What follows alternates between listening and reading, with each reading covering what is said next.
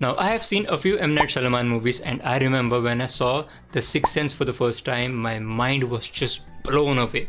M. Night Shyamalan is very famous, or at least was very famous, for his twist ending in movies, which were just.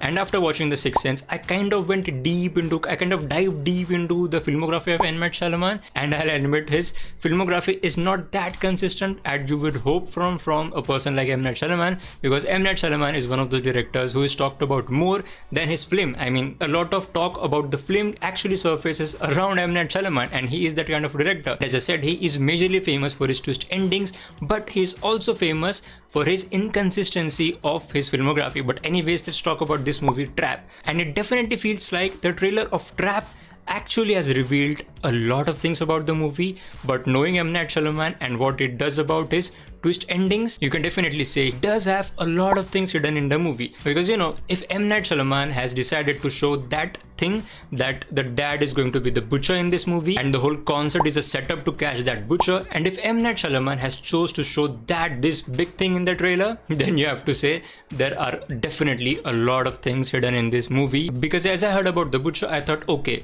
the butcher is going to be the main suspense of this movie. Everything just changed and we got to know who the butcher is, and now the story was about the butcher actually escaping or surviving that whole concert.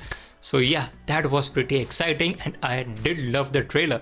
But on a side note, if you have not seen any of M. Night Shyamalan movies, I would highly recommend you to first check out The Sixth Sense, and I guarantee you, you would not guess the ending.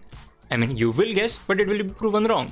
But then M. Night Shyamalan kind of made similar movies with, a predictable twist endings with movies like Signs. I mean, not that predictable, but kind of on the same track. I mean, he couldn't replicate what he did in the movie The Sixth Sense. And he was also, infamous for the Avatar The Last Airbender movie that was not received by anyone, was made by M. Night Shyamalan. And then he's also famous to make this superhero trilogy. Yes, M. Night Shyamalan has made a superhero trilogy. Only DC and Marvel doesn't hold superheroes. M. Night Shyamalan has also got his own superheroes.